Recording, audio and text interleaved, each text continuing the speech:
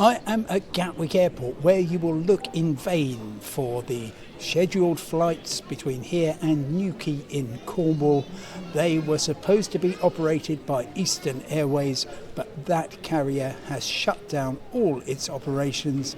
It's returned its leased aircraft to the companies that own them, and it's stopped selling tickets. So I think we can safely conclude that, very sadly, another British regional airline has failed.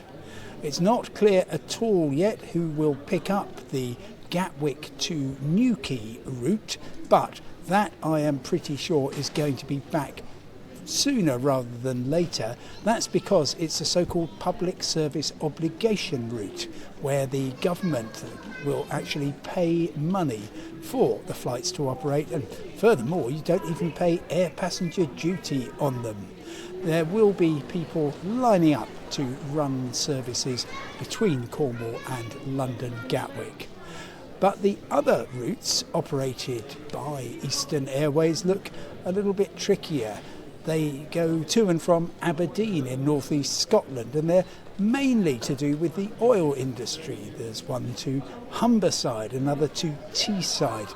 The third route is just a short hop, half an hour or so, across to Wick, which saves a 5-hour drive.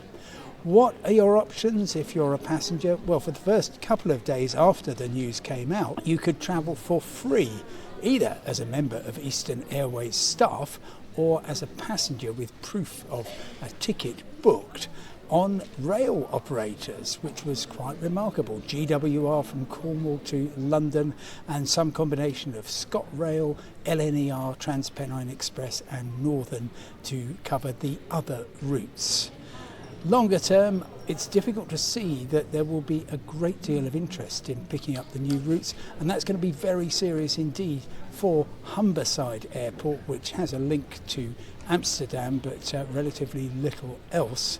It's also going to be worrying for Teesside Airport. Wick, I think, may possibly get the link restored to Aberdeen, because that's another public service obligation flight. If, like me, you have got a flight booked, it's generally a simple matter of talking to your bank if you paid with a credit or debit card, and they should refund the money. If you booked through a travel agent, you will need to talk to them. So after BMI Regional, after Flybe went bust not once but twice, it is clear that regional aviation in the UK is very tricky. All kinds of problems. It's expensive, air passenger duty is charged, and furthermore, as soon as you develop a route and it gets really popular, then EasyJet or Ryanair or someone else will move in. And talking of which, the fact that we've sadly lost another airline does not indicate that there is anything bad with the aviation industry in general in the UK. We are very lucky to have fantastic airlines in the shape of people like EasyJet, Jet2, Ryanair have their main base of operations here, even though they're an Irish airline, and of course Loganair, the airline of Scotland.